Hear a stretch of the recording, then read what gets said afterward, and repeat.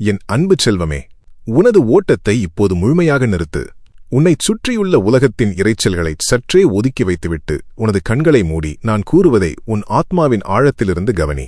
எத்தனையோ சிந்தனைகளில் உன் மனம் தத்தளித்துக் கொண்டிருந்தாலும் ஏதோ ஒரு இனம் புரியாத மாபெரும் பிரபஞ்ச ஈர்ப்பு உன்னை இங்கு வந்து நிற்கச் செய்திருப்பதை நீ முழுமையாக உணர்கிறாய் அல்லவா? இது மனிதர்களால் உருவாக்கப்பட்ட தற்செயலான நிகழ்வு அல்ல.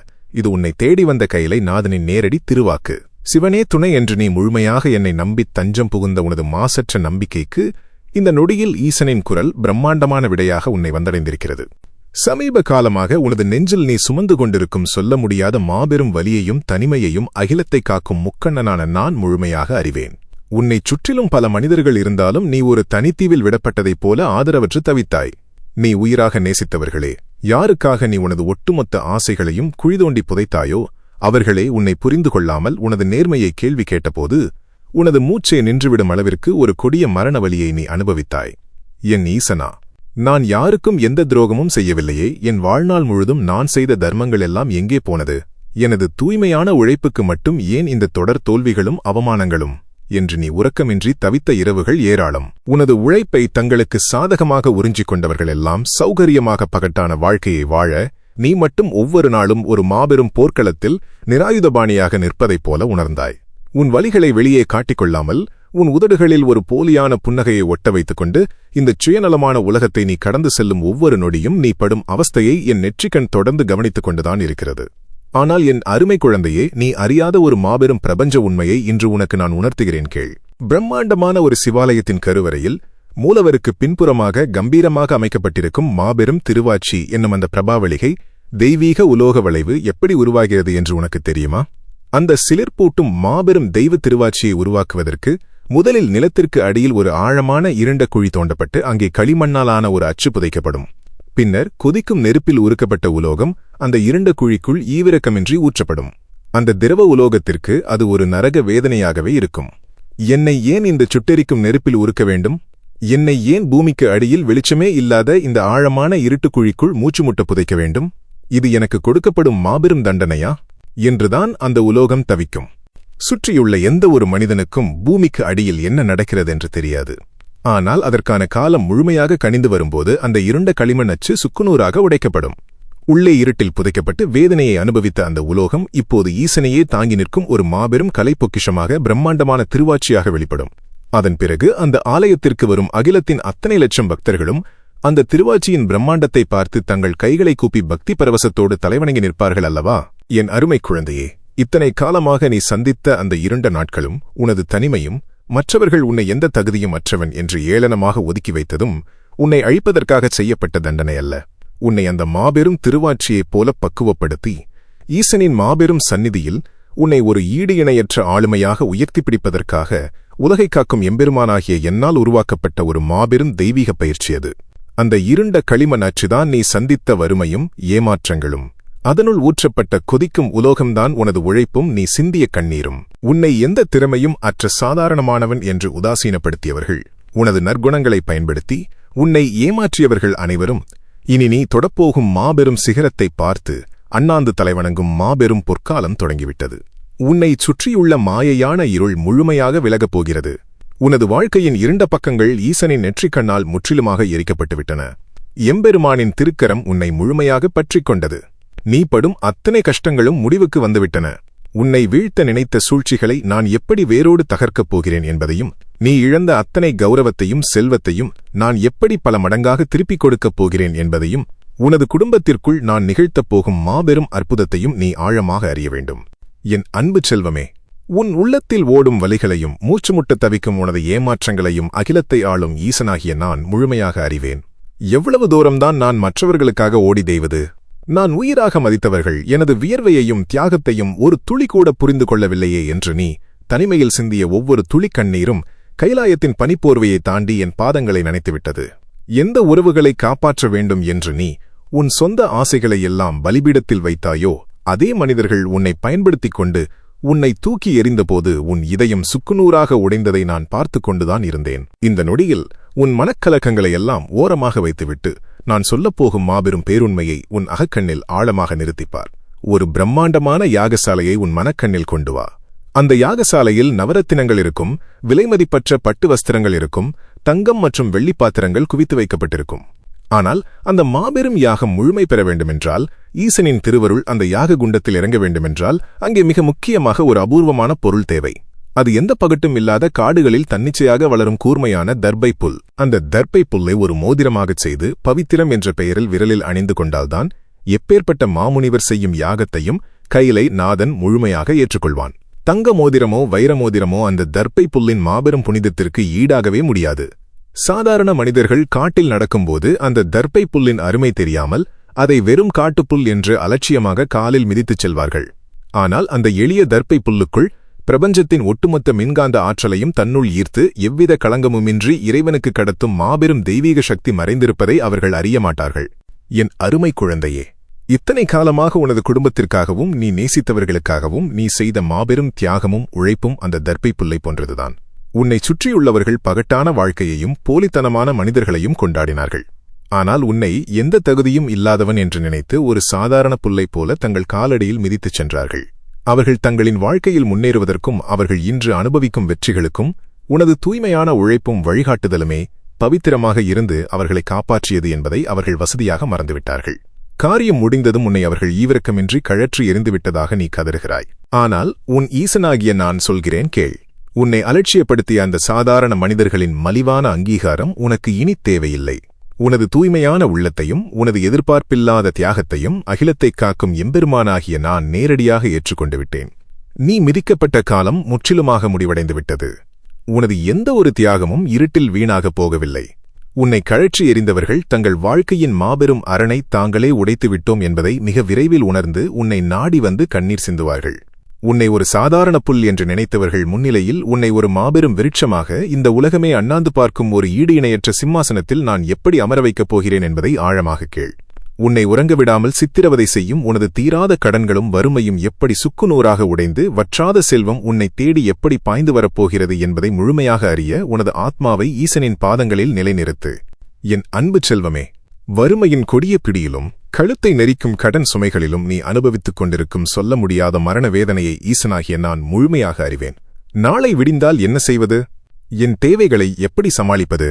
மானத்தோடு இந்த சமுதாயத்தில் எப்படி தலைநிமிர்ந்து நடப்பது என்று நீ ஒவ்வொரு நாளும் பதைபதைப்போடு எழுந்து இரவு படுக்கும்போது கண்ணீரோடு உறங்குகிறாயல்லவா? ஒரு காலத்தில் உன்னிடம் உதவி கேட்டு வந்தவர்களெல்லாம் இன்று நீ ஒரு சிறு உதவி கேட்டால் உன்னை ஏளனமாக பார்த்து முகத்தை திருப்பிக் கொள்ளும்போது உனது இதயம் எந்த அளவிற்கு சுக்குநூறாக உடைகிறது என்பதை என் நெற்றிக்கண் தொடர்ந்து கவனித்துக் கொண்டுதான் இருக்கிறது. வெளியே சிரித்த முகத்தோடு உலகத்தை எதிர்கொண்டாலும் உள்ளே உன் தேவைகளை பூர்த்தி செய்ய முடியாமல், உன் குடும்பத்தின் சிறு சிறு ஆசைகளை கூட நிறைவேற்ற முடியாமல் நீ உனக்குள்ளேயே செத்துக் கொண்டிருக்கிறாய். எனது நேர்மையான உழைப்பிற்கு ஒரு மதிப்பும் இல்லையா? எனக்கான பொருளாதாரச் செழிப்பு எப்போதுதான் வரும்?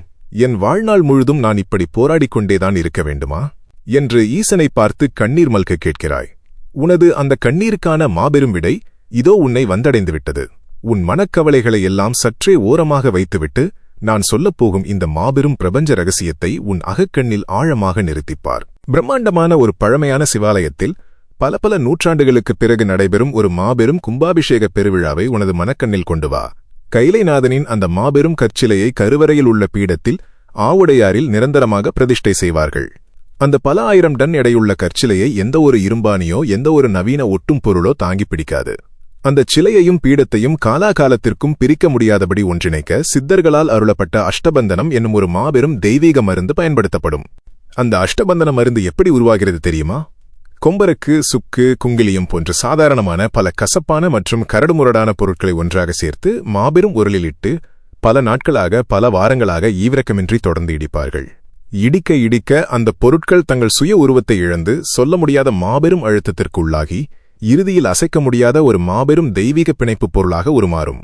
அந்த அஷ்டபந்தனத்தைக் கொண்டு ஒருமுறை ஈசனின் சிலையை அந்த பீடத்தில் இருத்திவிட்டால் அதன் பிறகு எத்தனை மாபெரும் நிலநடுக்கம் வந்தாலும் உலகமே அழியும் பிரளயம் வந்தாலும் அந்த சிலையை பீடத்திலிருந்து ஒரு சிறுமுடி அளவு கூட அசைக்கவே முடியாது. அது எக்காலத்திற்கும் நிரந்தரமான அசைக்க முடியாத மாபெரும் சக்தியாக மாறிவிடும். என் அருமை குழந்தையே, இத்தனை காலமாக உனது பொருளாதாரத்தில் நீ சந்தித்த மாபெரும் சறுக்கல்களும் வறுமையின் கொடிய அடிகளும் நீ யாரிடமும் சொல்ல முடியாமல் அனுபவித்த அவமானங்களும் உன்னை அழிப்பதற்காகச் செய்யப்பட்டவை அல்ல. அவை அனைத்தும் உன்னை அந்த அஷ்டபந்தனத்தைப் போல பக்குவப்படுத்துவதற்காக ஈசனால் உருவாக்கப்பட்ட ஒரு மாபெரும் தெய்வீக பயிற்சி. உனது வலிகளும் நீ சிந்திய கண்ணீரும் உனது தவிப்புகளும் தான் அந்த உரலில் நீ வாங்கிய கொடிய அடிகள். உன்னை எதற்காக இவ்வளவு கடினமாக நான் பக்குவப்படுத்தினேன் தெரியுமா? சாதாரணமாக ஒரு சிறிய செல்வம் கிடைத்தால், அது ஒரு சிறு காற்றடித்தாலோ ஒரு சிறு கஷ்டம் வந்தாலோ எளிதாக உன்னை விட்டுச் சென்றுவிடும். ஆனால் வறுமையின் கொடிய வலியைத் தாங்கி அவமானங்களைச் சந்தித்து நீ உருவாகியிருக்கும் இந்த உன்னதமான நிலையில் உன்னை ஒரு மாபெரும் வெற்றியின் சிம்மாசனத்தில், வற்றாத மாபெரும் செல்வத்தின் பீடத்தில் நிரந்தரமாக நிலைநிறுத்தவே உன்னை நான் அஷ்டபந்தனமாக பக்குவப்படுத்தினேன். இனி உன் வாழ்வில் நான் தரப்போகும் செல்வத்தை இந்த உலகத்தின் எந்த ஒரு மாய சக்தியாலும், உனக்கு எதிராகச் செயல்படும் எந்த ஒரு வஞ்சகர்களாலும் உன்னிடமிருந்து அசைக்கவோ பிரிக்கவோ ஒரு காலம் முடியாது. ஈசனின் மாபெரும் கும்பாபிஷேக நேரம் உனது வாழ்வில் தொடங்கிவிட்டது. உன்னை ஏழ்மையிலும் கண்ணீரிலும் தவிக்கவிட்ட அத்தனை மாயத் தடைகளும் என் திரிசூலத்தால் இந்த நொடியே சுக்குநூறாக உடைக்கப்பட்டுவிட்டன. உனக்காக நான் திறக்கப் போகும் செல்வத்தின் கதவுகளை இந்த பிரபஞ்சத்தில் உள்ள எந்த ஒரு அதிகாரத்தாலும் இனி பூட்ட முடியாது. நீ கொஞ்சமும் எதிர்பாராத திசைகளிலிருந்து முற்றிலும் அறிமுகமில்லாத புதிய மனிதர்கள் மற்றும் புதிய வாய்ப்புகள் மூலமாக கூட வற்றாத செல்வம் உன்னை தேடி மாபெரும் வெள்ளமாக பாய்ந்து வரப்போகிறது. மானத்தோடு வாழ வேண்டுமே என்று நிம்மதியிழந்து தவித்த அத்தனை கடன் சுமைகளும் நெருப்பில் விழுந்த சிறு பஞ்சு பொதியாக எரிந்து சாம்பலாகும் மாபெரும் காலம் வந்துவிட்டது. நாளை என்ன செய்வது என்ற பதைபதைப்போடு நீ கழித்த அந்த இருண்ட பொழுதுகள் இனி உன் வாழ்வில் எக்காலத்திலும் எட்டிப் பார்க்காது. உன்னை திறமையற்றவன் என்று ஏளனம் செய்தவர்கள் முன்னிலையில் உன்னை ஒரு ஈடு இணையற்ற செல்வச் சீமானாக, மாபெரும் அதிகாரத்தின் நாயகனாக நான் உயர்த்திப் பிடிக்கப் போகிறேன். உனது பொருளாதார தடைகள் முழுமையாக உடைந்துவிட்டன. இனி நீ உயிராக நேசித்தும் உன்னை உதாசீனப்படுத்திய உன் உறவுகளுக்கு மத்தியில் உனது குடும்பத்திற்குள் நான் செய்யப்போகும் மாபெரும் அற்புதத்தையும், உனது உடலிலும் மனதிலும் நான் நிகழ்த்தப் போகும் அசுரத்தனமான மாற்றத்தையும் நீ முழுமையாக அறிய வேண்டும். என் அன்பு செல்வமே, உனது குடும்பத்திலும் நீ உயிராக மதித்த உனது சொந்த பந்தங்களுக்கு இடையேயும் நீ அனுபவித்துக் கொண்டிருக்கும் சொல்ல முடியாத மாபெரும் ரணங்களை அகிலத்தை ஆளும் ஈசனாகிய நான் முழுமையாக அறிவேன். எந்த உறவுகள் உனக்கு ஆதரவாக நின்று உன் கண்ணீரை துடைக்க வேண்டுமோ, அதே உறவுகள் உன்னை புரிந்து கொள்ளாமல், உன் வார்த்தைகளுக்கு எந்த ஒரு மதிப்பும் கொடுக்காமல் உன்னை காயப்படுத்திய போது நீ உனது வீட்டுச் சுவர்களுக்குள் முடங்கிப்போய் வடித்த கண்ணீரை நான் பார்த்துக் கொண்டுதான் இருந்தேன். உனது சொந்த ஆசைகளையெல்லாம் குழிதோண்டி புதைத்துவிட்டு இந்த உறவுகளுக்காகவும் குடும்பத்தின் மகிழ்ச்சிக்காகவும் நீ ஒரு இயந்திரம் போல உழைத்தாய். ஆனால் உனக்கு திரும்ப கிடைத்தது என்னவோ வீண் விவாதங்களும் தேவையற்ற பழிச்சொற்களும் மனக்கசப்புகளும் மட்டுமே. ஈசனா, நான் காட்டிய தூய்மையான அன்பை ஏன் இவர்கள் ஒரு துளி கூட புரிந்து கொள்ளவில்லை? என் சொந்த வீட்டிலேயே நான் ஏன் ஒரு அகதியைப் போல, ஆதரவற்றவனைப் போல தவிக்க வேண்டும் என்று நீ நெஞ்சு வெடித்து அழுத அந்த இருண்ட இரவுகளுக்கெல்லாம் இதோ எம்பெருமானின் மாபெரும் திருவாக்கு ஒரு நிரந்தரமான விடையை கொண்டு வந்திருக்கிறது. இந்த நொடியில் உன் மனக்காயங்களுக்கு ஒரு மாபெரும் மருந்தாக அமையப்போகும் இந்த தெய்வீக ரகசியத்தை உனது அகக்கண்ணில் ஆழமாக தரிசித்துக்கொள். பிரம்மாண்டமான ஒரு பழமையான சிவாலயத்தில் உள்ள திருமடப்பள்ளியை, தெய்வீக சமையலறை உன் மனக்கண்ணில் கொண்டு வா. அந்த மடப்பள்ளிக்கு வெளியே விறகு, நெருப்பு, தண்ணீர் ஆகிய 3 பொருட்களையும் ஒன்றாக வைத்துப்பார். இயற்கையின் ஆழமான விதியின்படி இவை 3ம் ஒன்றுக்கொன்று கடுமையான எதிரிகள். தண்ணீரை ஊற்றினால் நெருப்பு அழிந்துவிடும். நெருப்பு மூண்டால் விறகு முற்றிலுமாக எரிந்து சாம்பலாகிவிடும். விறகும் தண்ணீரும் சேர்ந்தால் நெருப்பால் அங்கு எரியவே முடியாது. இவை 3ம் வெளியே இருக்கும் வரை தங்களுக்குள் மோதிக்கொண்டு ஒன்றை ஒன்று அழித்துக் கொள்ளத்தான் துடிக்கும். ஆனால் அதே விறகும் அதே நெருப்பும் அதே தண்ணீரும் ஈசனின் அந்த மாபெரும் திருமடப்பள்ளிக்குள் கொண்டு செல்லப்படும்போது என்ன நடக்கிறது தெரியுமா? அங்கே அந்த விறகு நெருப்பை அழிக்க நினைப்பதில்லை, தண்ணீர் நெருப்பை அணைப்பதில்லை. மாறாக ஈசனின் திருவருளால் அந்த 3ம் தங்களுக்குள் இருக்கும் பகைமையை முற்றிலுமாக மறந்துவிட்டு ஒன்றாக இணைந்து கொதித்து ஈசனுக்கான மாபெரும் தெய்வீக அமுதத்தை, பிரசாதத்தை உருவாக்கும் உன்னதமான பணியைச் செய்கின்றன. தங்களுக்குள் மோதிக்கொண்ட பொருட்கள் ஈசனின் சந்நிதியில் அமிர்தத்தை உருவாக்கும் கருவியாக எப்படி மாறுகின்றன என்பதை ஆழமாக உணர்ந்து கொள். என் அருமை குழந்தையே, இத்தனை காலமாக உனது குடும்பத்தில் உள்ள உறவுகளும் அந்த மடப்பள்ளிக்கு வெளியே கிடந்த விறகு, நெருப்பு மற்றும் தண்ணீரைப் போலத்தான் தங்களுக்குள் மோதிக்கொண்டு இருந்தார்கள். ஒருவரின் எண்ணம் மற்றொருவருக்கு புரியாமல் தங்களுக்குள் அகந்தையாலும் வீண் குழப்பங்களாலும் அடித்துக்கொண்டு உன் நிம்மதியை முற்றிலுமாக அழித்துவிட்டார்கள். ஆனால் இப்போது உனது இல்லத்தை ஈசனாகிய நான் எனது மாபெரும் திருமடப்பள்ளியாக மாற்றிவிட்டேன். சிவனே துணை என்று நீ என்னை முழுமையாகச் சரணடைந்த இந்த நொடியில் உன் குடும்பத்தில் இருந்த அத்தனை மாயையான பகைமைகளும் கண்திருஷ்டிகளால் ஏற்பட்ட பிரிவினைகளும் என் நெற்றிக்கண்ணால் சுக்குநூறாக எரிக்கப்பட்டுவிட்டன. இனி உன் இல்லத்தில் வீண் விவாதங்களோ ஒருவரையொருவர் குறை கூறும் மனப்பான்மையோ எக்காலத்திலும் எட்டிப் பார்க்கவே முடியாது. உன்னை புரிந்து கொள்ளாதவர்கள் உனது தூய்மையான அன்பின் மாண்பை முழுமையாக உணர்ந்து தங்கள் தவற்றை எண்ணிக் கண்ணீர் சிந்தி உன்னை நாடி வருவார்கள். இயற்கைக்கு முரணான அந்த பொருட்கள் இணைந்து எப்படி ஒரு மாபெரும் தெய்வீக அமுதத்தை உருவாக்கியதோ, அதுபோல குணங்களால் வேறுபட்ட உன் குடும்ப உறவுகள் அனைவரும் சிவசக்தி என்னும் பிரிக்க முடியாத மாபெரும் அன்பின் பிணைப்பால் ஒன்றாக இணைந்து ஒரு உன்னதமான மகிழ்ச்சியை உருவாக்கப் போகிறார்கள். உன்னை ஒரு குடும்பத் தலைவனாக ஆணிவேராக ஏற்றுக்கொண்டு உன் வார்த்தைக்கு அனைவரும் கட்டுப்பட்டு நடக்கும் ஒரு மாபெரும் பொற்காலம் தொடங்கிவிட்டது.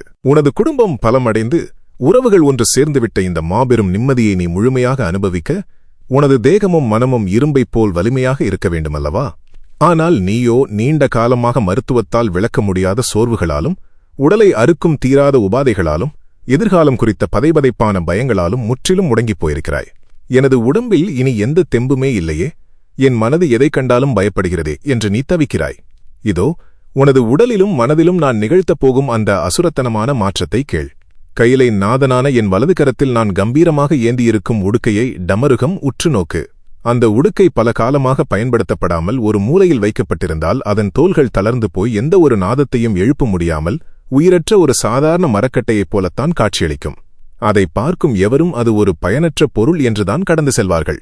ஆனால் பிரபஞ்சத்தின் ஒட்டுமொத்த அசைவுகளையும் கட்டுப்படுத்தும் நடராஜனாகிய நான் அந்த தளர்ந்து போன உடுக்கையை என் திருக்கரங்களில் எடுத்து அதன் நடுவில் உள்ள கயிற்றை சற்றே முறுக்கினால் என்ன நடக்கும் தெரியுமா? தளர்ந்து கிடந்த அந்த தோள்கள் இரும்பைப் போல இறுகி பிணைக்கப்படும். என் விரல்கள் அந்த உடுக்கையின் மீது படும் அந்த மாபெரும் நொடியில் அதிலிருந்து வெளிப்படும் ஓம் என்னும் பிரணவநாதம் அண்டசராசரங்களையே அதிரச் செய்து இருண்ட பிரபஞ்சத்திற்கு புதிய உயிரை கொடுக்கும். என் அன்பு செல்வமே, இத்தனை காலமாக உனது உடலும் உனது மனமும் அந்த தளர்ந்து போன உடுக்கையைப் போலத்தான் சோர்வடைந்து எந்த ஒரு ஆற்றலுமின்றி முடங்கிக் கிடந்தது. ஆனால் இப்போது உலகத்து உயிர்களின் பிணிகளை தீர்க்கும் வைத்தியநாதனாக நானே நேரில் வந்து உனது தேகம் என்னும் அந்த உடுக்கையை என் திருக்கரங்களில் எடுத்துவிட்டேன். உன்னை சிறைபிடித்திருந்த அத்தனை நோய்களையும் சோர்வுகளையும் என் மூச்சுக்காற்று முற்றிலுமாக அழித்துவிட்டது. உனது நரம்புகள் அனைத்தும் இரும்பைப் போல முறுக்கேற்றப்பட்டுவிட்டன. உனது மனதை அழுத்திய அத்தனை தேவையற்ற பயங்களும் மரண பீதியும் உன்னை விட்டு இந்த நொடியே நிரந்தரமாக அகன்றுவிட்டன. நடராஜனின் கையில் ஒலிக்கும் அந்த மாபெரும் உடுக்கையின் நாதத்தைப் போல நீ இழந்த ஆற்றல் அனைத்தையும் மீண்டும் ஒரு மாபெரும் பிரவாகமாக பெறுவாய். நீ இனி ஒரு புதிய பொலிவோடு அளவற்ற சுறுசுறுப்போடு எதற்கும் அஞ்சாத ஒரு மாபெரும் வீரனைப் போல கம்பீரமாக வலம் வருவாய். உனது முகத்தில் வீசும் ஈசனின் தேஜஸ் உன்னைச் சுற்றியுள்ள மற்றவர்களுக்கும் ஆழமான நம்பிக்கையை தரும். உனது குடும்பம் பலமடைந்து விட்டது. உனது தேகமும் மனமும் அசுர வலிமை பெற்றுவிட்டது. இனி இந்த சமுதாயத்தில் உனக்கு கிடைக்கப் போகும் மாபெரும் கௌரவத்தையும் உனது தொழில் மற்றும் உனது அறிவார்ந்த படைப்புகளில் அகிலமே வியக்கும்படி நான் நிகழ்த்தப் போகும் அசுரத்தனமான வெற்றியையும் பற்றி நீ அறிய வேண்டும். நீ கூட்டத்தில் ஒருவனல்ல, நீ உலகை ஆளப் பிறந்தவன் என்பதை ஈசன் எப்படி நிரூபிக்கப் போகிறேன் என்பதை கேள். என் அன்பு செல்வமே, உனது உடலிலும் குடும்பத்திலும் ஈசன் நிகழ்த்திய அந்த மாபெரும் புத்துணர்ச்சியை உனது ஆத்மா முழுமையாக உள்வாங்கிக் கொண்டதை நான் அறிவேன். ஆனால் உனது மனதின் மிக ஆழத்தில் ஒரு மூலையில் எரியும் நெருப்பைப் போல ஒரு மாபெரும் ஏக்கம் உன்னை தொடர்ந்து வாட்டிக் கொண்டிருப்பதை முக்கண்ணனான நான் உற்று நோக்கிக் கொண்டுதான் இருக்கிறேன். எனது குடும்பம் அமைதியாகிவிட்டது. ஆனால் என் திறமைக்கான அங்கீகாரம் எங்கே? நான் தூக்கத்தை தொலைத்து என் மூளையை கசக்கி எனது கற்பனையாலும் உழைப்பாலும் உருவாக்கும் எனது படைப்புகள் ஏன் இன்னும் இந்த உலகத்தை முழுமையாக சென்றடையவில்லை? எவ்வித தகுதியும் இல்லாதவர்கள் எல்லாம் தரம் குறைந்த படைப்புகளை வைத்துக்கொண்டு அசுரத்தனமாக புகழடையும் போது தர்மத்தின் வழியில் நேர்மையாக உழைக்கும் எனது காணொளிகளும் எனது கருத்துகளும் மட்டும் ஏன் யாரோ சதி செய்து தடுத்து நிறுத்தியதைப் போல இருட்டடிக்கப்பட வேண்டும் என்று நீ நெஞ்சை பிடித்துக்கொண்டு அழும் அந்த வலியை நான் உணர்வேன். இந்த நொடியில் உனது படைப்புகளுக்கும் உனது அறிவாற்றலுக்கும் நான் கொடுக்கப் போகும் அகிலமே வியக்கும் அசுரத்தனமான வெற்றியை உனது அகக்கண்ணை திறந்து முழுமையாக கேள். தொன்மையான பல யுகங்களை கடந்த ஒரு மாபெரும் சிவாலயத்தில் மட்டுமே முழங்கும் எவராலும் எளிதில் காண முடியாத பஞ்சமுக வாத்தியம் என்னும் அந்த பிரம்மாண்டமான தெய்வீக கருவியை உனது மனக்கண்ணில் பக்தி பரவசத்தோடு தரிசித்துக்கொள். அந்த பஞ்சமுக வாத்தியம் சாதாரண விலங்குகளின் தோலால் ஆனதல்ல. அது 5 முகங்களைக் கொண்டு நேரடியாக ஈசனின் பஞ்சாட்சர மந்திரங்களை அண்டசராசரங்களுக்கும் கடத்தும் ஒரு மாபெரும் நாதக்கருவி. திருவிழா காலங்களில் வீதிகளில் எத்தனையோ சாதாரண பறைகள், எத்தனையோ சாதாரண வாத்தியங்கள் எல்லாம் காதை பிளக்கும் அளவிற்கு தங்களுக்குள் போட்டி போட்டுக்கொண்டு மிகப்பெரிய சத்தத்தை எழுப்பிக் கொண்டிருக்கும். அந்த சத்தங்களுக்கு நடுவில் எந்த நாதமும் எடுபடாது என்றுதான் சாதாரண மனிதர்கள் நினைப்பார்கள். ஆனால் அந்த பிரம்மாண்டமான பஞ்சமுகவாதியம் ஈசனின் சந்நிதியில் முழங்கத் தொடங்கும் அந்த ஒற்றை நொடியில் என்ன நடக்கும் தெரியுமா?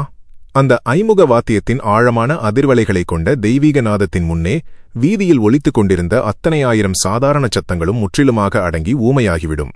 அந்த மாபெரும் நாதத்தை எந்த சத்தத்தாலும் மறைக்க முடியாது. ஒட்டுமொத்த அகிலமும் பேச்சை நிறுத்திவிட்டு அந்த நாதத்தில் தங்களை முழுமையாக மறந்து தலைவணங்கி நிற்கும். என் அருமை குழந்தையே, இத்தனை காலமாக இணையம் என்னும் அந்த மாபெரும் வீதியில் எவ்வித தகுதியும் இல்லாதவர்கள் எழுப்பிய சாதாரண சத்தங்களுக்கு நடுவில் உனது உழைப்பு காணாமல் போய்விட்டதே என்று நீ கலங்கினாய். ஆனால் நீ சிவனே துணை என்று உருகி உனது மூளை உழைப்பால் உருவாக்கும் ஒவ்வொரு படைப்பும் காணொளியும் அந்த பஞ்சமுக வாத்தியத்தின் மாபெரும் நாதத்திற்கு இணையானது. அதனால்தான் அது அந்த சாதாரண சத்தங்களோடு கலந்துவிடாமல் சரியான நேரத்திற்காக ஈசனால் பாதுகாக்கப்பட்டு வந்தது. இப்போது உனது படைப்புகள் என்னும் அந்த பஞ்சமுக வாத்தியத்தை கைலைநாதனான நானே என் திருக்கரங்களில் எடுத்து முழங்கத் தொடங்கிவிட்டேன். இனி நீ வெளியிடும் ஒவ்வொரு ஆக்கமும் சாதாரணமானதல்ல, அது ஈசனின் முத்திரையை பெற்ற மாபெரும் வெற்றிநாதம். உன்னை முடக்க நினைத்த அத்தனை மாய வலைகளையும், இணையத்தில் உனக்கு எதிராக பின்னப்பட்ட அத்தனை கண்ணுக்குத் தெரியாத சூழ்ச்சிகளையும் என் திரிசூலம் சுக்குநூறாக கிழித்தெறிந்துவிட்டது. எத்தனையோ 1000 பேர் தரம் குறைந்த படைப்புகளைக் கொண்டு சத்தமிட்டாலும் இனி உனது படைப்பு வெளிவரும்போது ஒட்டுமொத்த சமுதாயமும் மற்ற அனைத்தையும் ஒதுக்கி வைத்துவிட்டு உனது ஆக்கத்தைக் கண்டு மலைத்துப் போய் நிற்கும் ஒரு மாபெரும் விந்தையை இந்த ஈசன் நிகழ்த்தி காட்டுவேன். இதோடு முடிந்துவிடவில்லை என் செல்வமே, தொடர்ந்து கேள். பல யுகங்களாக பூமிக்கு அடியில் மறைந்து கிடக்கும் அபூர்வமான சூரிய காந்தக்கல்லை நீ அறிவாய். அந்த சூரிய காந்தக்கல் இருட்டில் இருக்கும்போது ஒரு சாதாரண மங்கலான கூழாங்கல்லைப் போலத்தான் காட்சியளிக்கும். அதை தாண்டிச் செல்லும் எவரும் அதை ஒரு மதிப்பற்ற கல் என்று எண்ணிக்காலால் உதைத்துச் செல்வார்கள். ஆனால் அந்த சூரிய காந்தக்கல்லின் மீது கதிரவனின் நேரடி ஒளிக்கதிர்படும் அந்த நொடியில் அது தன் முந்தைய மங்கலான உருவத்தை முற்றிலுமாக இழந்து தன்னுள் இருக்கும் மாபெரும் ஆற்றலை வெளிப்படுத்தி ஒரு காட்டையே தன்வசப்படுத்தும் அளவிற்கு ஒரு மாபெரும் அக்னிப்பிழம்பை உருவாக்கும் வல்லமை கொண்டது. இத்தனை காலமாக உனது உழைப்பும் உனது அறிவாற்றலும் அந்த சூரிய காந்தக்கல்லைப் போலத்தான் எந்தவொரு அங்கீகாரமும் இன்றி இருட்டில் முடங்கி கிடந்தது.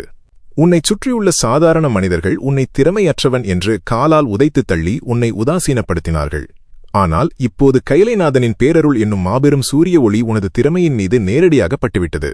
இனி நீ உருவாக்கும் ஒவ்வொரு சிந்தனையும், நீ தொடும் ஒவ்வொரு காரியமும் அந்த சூரிய காந்தக்கல் உருவாக்கிய அக்னிப்பிழம்பைப் போல எவ்வித தடையுமின்றி இணையம் முழுவதும் அசுர வேகத்தில் பரவி பல லட்சக்கணக்கான மக்களின் கவனத்தை தன்வசப்படுத்தப் போகிறது. உன்னை திறமையற்றவன் என்று ஏளனம் செய்தவர்கள் முன்னிலையில் உலகமே திரும்பிப் பார்க்கும் ஒரு ஈடு இணையற்ற ஆளுமையாக நான் உன்னை உயர்த்திப் பிடிக்கப் போகிறேன்.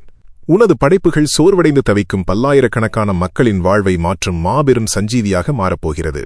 உனது உழைப்பிற்கான வற்றாத நல்வருமானமும் மாபெரும் பொருளாதார உயர்வும் இனி எவ்வித தாமதமுமின்றி மழையாகப் பொழிந்து உன்னை வந்து சேரும். இந்த மாபெரும் வெற்றியும் அதிகாரமும் உன்னோடு மட்டுமே முற்றுப்பெற்றுவிடப் போவதில்லை.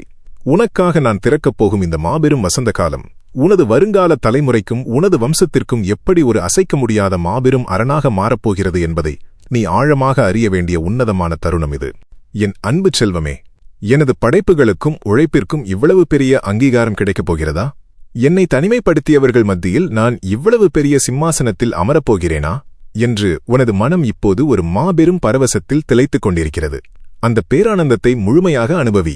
ஆனால் அகிலத்தை காக்கும் எம்பெருமானாகிய நான் உனக்காக திறந்து வைத்துள்ள இந்த மாபெரும் வெற்றியின் பொற்காலம் உன்னோடு மட்டுமே முடிந்துவிடப் போவது கிடையாது. இந்த சமுதாயத்தில் நீ ஒரு சாதாரண மனிதனாக பிறந்து உனக்கான சிறு வட்டத்திற்குள் வாழ்ந்துவிட்டு எவ்வித சுவடுகளுமின்றி மண்ணோடு மண்ணாக மறைந்து போவதற்காக நான் உன்னை படைக்கவில்லை. உன்னை இந்த உலகமே வியந்து போற்றும் ஒரு ஈடு இணையற்ற வழிகாட்டியாக, அகிலத்தை வழிநடத்தும் ஒரு மாபெரும் ஆளுமையாக நான் எப்படி உருமாற்றப் போகிறேன் என்பதை உனது ஆத்மாவால் ஆழமாக கேள். பிரம்மாண்டமான அம்பிகையின் சந்நிதியில் தூய்மையான பக்தர்களால் நேர்த்திக்கடனாகச் செலுத்தப்படும் மாபெரும் மாவிளக்கினை உனது மனக்கண்ணில் பக்தி பரவசத்தோடு தரிசித்துக்கொள். அந்த மாவிளக்கு எப்படி உருவாகிறது தெரியுமா? பச்சரிசியை மாபெரும் உரலிலிட்டு உலக்கையால் ஈவிரக்கமின்றி தொடர்ந்து இடிப்பார்கள். அந்த அரிசி சுக்குநூறாக உடைந்து தூளாக மாறும் வரை அந்த இடி தொடரும். அதன் பிறகு அந்த மாவில் இனிப்பான வெல்லத்தை பாகு காய்ச்சி ஊற்றி கைகளால் கடுமையான அழுத்தம் கொடுத்து பிசைவார்கள். இத்தனை அடிகளையும் அழுத்தங்களையும் தாங்கிய பிறகுதான் அது ஒரு மாவிளக்காக உருமாறி அதனுள் தூய்மையான நெய் ஊற்றப்பட்டு தெய்வீக ஜோதி ஏற்றப்படும். ஆனால் அந்த மாவிளக்கின் உண்மையான மகத்துவம் ஜோதி எரிவதில் மட்டும் இல்லை. எரியும் அந்த ஜோதி அணைந்த பின்பு இத்தனை அடிகளை தாங்கிய அந்த மாவிளக்கு வீணாக குப்பையில் வீசப்படுவதில்லை. மாறாக அது அம்பிகையின் மாபெரும் பிரசாதமாக தீராத நோய்களை தீர்க்கும் மாமருந்தாக பல்லாயிரக்கணக்கான பக்தர்களுக்கு பகிர்ந்தளிக்கப்படும். அந்த மாவிளக்கின் சிறு துளியை உண்டவர்களின் அத்தனை பிணிகளும் அகன்று அவர்கள் மாபெரும் நிம்மதியடைவார்கள். என் அருமை குழந்தையே, இத்தனை காலமாக நீ சந்தித்த வறுமையும் ஏமாற்றங்களும் உதாசீனங்களும் அந்த உலக்கையின் கொடிய அடிகளைப் போன்றதுதான். நீ சுக்குநூறாக உடைக்கப்பட்டாய். ஆனால் அத்தனை வழிகளை அனுபவித்த பிறகும் நீ யாருக்கும் கெடுதல் நினைக்காமல் உன் மனதிற்குள் வைத்திருந்தாயே ஒரு மாசற்ற தூய்மையான அன்பு. அதுதான் அந்த வெள்ளப்பாகு. உனது வலிகளும் உனது தூய்மையான அன்பும் பிசைந்து இப்போது உன்னை ஒரு மாபெரும் மாவிளக்காக பக்குவப்படுத்திவிட்டது. ஈசனின் மாபெரும் பேரருள் எனும் ஜோதி உனக்குள் ஏற்றப்பட்டுவிட்டது. இனி நீ உருவாக்கும் ஒவ்வொரு படைப்பும், நீ உதிர்க்கும் ஒவ்வொரு ஆலோசனையும் அந்த மாவிளக்கு பிரசாதத்தைப் போல சோர்வடைந்து தவிக்கும் பல்லாயிரக்கணக்கான மக்களின் வாழ்வை மாற்றும் மாபெரும் சஞ்சீவியாகச் செயல்படும். வாழ்க்கையின் விளிம்பில் நின்று கண்ணீர் சிந்துபவர்களுக்கும் மாயைகளில் சிக்கி வழியறியாமல் தவிப்பவர்களுக்கும் நீயே மாபெரும் அடைக்கலமாக மாறப்போகிறாய். உன்னிடம் வந்து தங்கள் கவலைகளை பகிரும் சாதாரண மனிதர்கள் உனது ஒற்றை ஆறுதல் வார்த்தையை கேட்ட மறுகணமே புது நம்பிக்கையும் மாபெரும் தெளிவும் பெறுவார்கள். இந்த மாபெரும் சமுதாயப் பணியை நீ எப்படிச் செய்யப் போகிறாய் என்பதை உணர்த்த உலகத்தார் அறியாத மற்றொரு மாபெரும் பிரபஞ்ச ரகசியத்தையும் கூறுகிறேன் கேள். வானளாவ உயர்ந்து நிற்கும் பழமையான மாபெரும் கோபுரத்தின் உச்சியில் தங்கம் மற்றும் செம்பால் உருவாக்கப்பட்ட கலசங்களை நீ பார்த்திருப்பாய். அந்த கலசங்களுக்கு உள்ளே எந்த பொருளும் இல்லாமல் அது வெறும் காலியான பாத்திரம் என்றுதான் சாதாரண மனிதர்கள் நினைப்பார்கள். ஆனால் அந்த கலசங்களுக்கு உள்ளே வரகு என்னும் மிகச் சாதாரணமான தானியங்கள் முழுமையாக நிரப்பப்பட்டு காற்று புகாதவாறு இறுக்கமாக மூடப்பட்டிருக்கும். அந்த வரகு தானியங்கள் பல வருடங்களாக அந்த இருண்ட கலசத்திற்குள் எவ்வித வெளிச்சமும் இல்லாமல் தனிமையில் சிறைப்பட்டிருக்கும். சுட்டெரிக்கும் கோடை வெயிலையும் உலகையே உலுக்கும் அதிபயங்கர புயலையும் அந்த கலசத்திற்குள் இருந்தபடியே அவை தாங்கிக் கொள்ளும். அந்த தானியங்கள் எதற்காக அங்கே இருட்டில் வைக்கப்பட்டிருக்கின்றன தெரியுமா? வானம் இருண்டு அகோரமான பிரளய இடி பூமியை நோக்கி பாயும்போது அந்த கலசத்திற்குள் இருக்கும் வரகு தானியங்கள்தான் அந்த இடியின் கொடிய ஆற்றலை தன்னுள் முழுமையாக ஈர்த்துச் செயலற்றதாக மாற்றி ஆலயத்தைச் சுற்றியுள்ள பல்லாயிரம் மக்களையும் எந்த ஆபத்துமின்றி தன் பொறுப்பில் பாதுகாக்கும். அது மட்டுமல்ல, பல வருடங்களுக்குப் பிறகு நாட்டில் மாபெரும் வறட்சியும் பஞ்சமும் ஏற்பட்டு விளைநிலங்கள் எல்லாம் அழிந்து போகும் கொடிய காலம் வரும்போது அந்த மாபெரும் கோபுர கலசங்கள் திறக்கப்படும். அத்தனை வருடங்களாக பிரபஞ்ச ஆற்றலையும் இடியின் சக்தியையும் தன்னுள் ஈர்த்து பக்குவப்பட்ட அந்த வரகு தானியங்களை எடுத்து மண்ணில் விதைப்பார்கள். அந்த ஒற்றை விதை ஒட்டுமொத்த தேசத்தின் பஞ்சத்தையும் தீர்க்கும் மாபெரும் விளைச்சலை கொடுக்கும். என் அன்பு செல்வமே, இத்தனை காலமாக நீ வாழ்ந்த தனிமையும் நீ அனுபவித்த வேதனைகளும் எவராலும் உனது திறமை அங்கீகரிக்கப்படாமல் இருட்டடிக்கப்பட்டதும் அந்த கோபுர கலசத்திற்குள் இருந்த வரகு தானியத்தின் தவத்தை போன்றதுதான். உன் குடும்பத்தை காக்க நீ அத்தனை இடிகளையும் வஞ்சகர்களின் பழிச்சொற்களையும் உனக்குள் ஈர்த்துக்கொண்டு பொறுமையாக இருந்தாய். அந்த தனிமை உன்னை பலவீனமாக்கவில்லை, மாறாக பிரபஞ்சத்தின் அத்தனை நற்குணங்களையும் ஈசனின் எல்லையற்ற அறிவாற்றலையும் தன்னுள் ஈர்த்து அடக்கி வைக்கும் மாபெரும் அசுர வலிமையை உனக்கு கொடுத்துள்ளது. இப்போது உனக்கான மாபெரும் வறட்சி காலம் முடிந்து வசந்த காலம் தொடங்கிவிட்டது. அந்த கோபுர கலசம் திறக்கப்பட்டுவிட்டது. இத்தனை காலமாக நீ சேகரித்து வைத்திருந்த உனது அறிவாற்றல், உனது தூய்மையான படைப்புகள், உனது காணொளிகள் அனைத்தும் இனி இந்த சமுதாயம் என்னும் பரந்த நிலத்தில் தடையின்றி விதைக்கப்படும். அது இணையம் முழுவதும் ஒரு மாபெரும் காவியமாக பரவி எண்ணற்ற மக்களின் அறியாமை பஞ்சத்தையும் மனச்சோர்வு என்னும் வறட்சியையும் முற்றிலுமாக அழிக்கும். நீ கூட்டத்தில் ஒருவனாக இருந்த காலம் முற்றுப்பெற்று கூட்டமே உன்னை பின்பற்றி நடக்கும் மாபெரும் ஆளுமையாக நீ உருவெடுக்கும் உன்னதமான நேரம் வந்துவிட்டது. உன்னை திறமையற்றவன் என்று ஏளனம் செய்தவர்கள் முன்னிலையில் உன்னை ஒரு ஈடு இணையற்ற வழிகாட்டியாக நான் நிமிர்த்துவேன். வறுமையால் நீ பட்ட அத்தனை வலிகளுக்கும் ஈடாக வற்றாத மாபெரும் செல்வமும் புகழும் உன்னை தேடி மழையாக பொழியும். எந்த அதிகாரத்திற்காகவும் எந்த மனிதனின் தயவிற்காகவும் நீ இனி கையேந்து நிற்க மாட்டாய். உனது தூய்மையான குணமே உனக்கு ஒரு மாபெரும் அதிகாரத்தையும் அசைக்க முடியாத சிம்மாசனத்தையும் தானாகவே உருவாக்கி கொடுக்கும். நேற்று வரை உனக்கு துரோகம் செய்துவிட்டு இருமாப்பு கொண்டிருந்தவர்கள் இன்று உனது இந்த மாபெரும் எழுச்சியைக் கண்டு நடுநடுங்கிப் போவார்கள். உன்னை அழிக்க அவர்கள் தொடுத்த அத்தனை வஞ்சக கணைகளும் இப்போது அவர்களின் கர்மவினையாக மாறி அவர்களையே முற்றிலுமாக அழித்துக் கொண்டிருக்கும். ஈசனின் நெற்றிக்கண் பார்வை உன் எதிரிகளைச் சுட்டெரித்து உனக்கான மாபெரும் வெற்றிப்பாதையை சுத்தப்படுத்திவிட்டது. நீ அவர்களை பழிவாங்க வேண்டிய அவசியமே இல்லை. என் அருமை குழந்தையே, ஈசனின் கருவறையில் எரியும் கற்பூரத்தை நீ தரிசித்திருப்பாய். அது எரியும்போது எந்த ஒரு கசடுகளையும் பூமியில் விட்டு வைக்காமல் தன்னை முழுமையாக உருக்கி ஈசனின் பேரொளியோடு இரண்டர கலந்துவிடும். அதுபோல உனக்குள்ளிருந்த பயம், தயக்கம், வறுமை குறித்த அச்சம் என அத்தனை மாயைகளையும் இந்த நொடியில் நீ முற்றிலுமாக கைவிட்டுவிடு. நீ இனி சாதாரண மனிதன் அல்ல, கைலைநாதனின் நேரடி அரவணைப்பை பெற்ற மாபெரும் ஆத்மா. எந்த கடினமான சூழ்நிலையிலும் எம்பெருமானாகிய நான் உன்னை கைவிட மாட்டேன். உன் வாழ்நாள் முழுவதும், உனது வருங்கால தலைமுறை முழுவதும் ஈசனின் கருணை அசைக்க முடியாத கவசமாக தொடரும். இதோ உனக்கு முன்னே வற்றாத செழுமைக்கான மாபெரும் வாசலை நான் முழுமையாக திறந்து வைத்திருக்கிறேன். நீ வைக்கும் ஒவ்வொரு அடியும் சாம்ராஜ்யத்தின் வெற்றியாக அமையும். என் அன்பில் நீ முழுமையாக நிலைத்திரு. இனி உனக்கு நடப்பதெல்லாம் நன்மையாகவே அமையும். மாபெரும் வெற்றி உனக்காக காத்திருக்கிறது. எழுந்து வா என் செல்வமே. என் அன்பு பிள்ளைகளே, உங்களது வாழ்வில் எம்பெருமான் ஈசன் மாபெரும் நல்மாற்றங்களை உருவாக்குவார் என்று நீங்கள் முழுமையாக நம்பினால் உங்களது அந்த அசைக்க முடியாத நம்பிக்கையை இன்றே உறுதிப்படுத்திக் கொள்ளுங்கள். கீழேயுள்ள கருத்துப் பெட்டியில் ஓம் நமசிவாய அல்லது சிவனே துணை என்று பதிவிட்டு ஈசனின் எல்லையற்ற பேரருளை முழுமையாக பெற்றுக்கொள்ளுங்கள். அனுதினமும் சிவபெருமானின் பெருங்கருணையோடும் இத்தகைய ஆழமான தெய்வீக திருவாக்குகளோடும் தொடர்ந்து இணைந்திருக்க உலகத்தின் மாயைகளைத் தாண்டி மெய்ப்பொருளை உணர்த்தும் நமது சிவனே துணை காணொளி குடும்பத்தில் இப்போதே உங்களை இணைத்துக் கொள்ளுங்கள். எம்பெருமான் ஈசனின் பேரருள் எக்காலத்திலும் உங்களோடு அசைக்க முடியாத அரணாக நிலைத்திருக்கும். சிவனே துணை.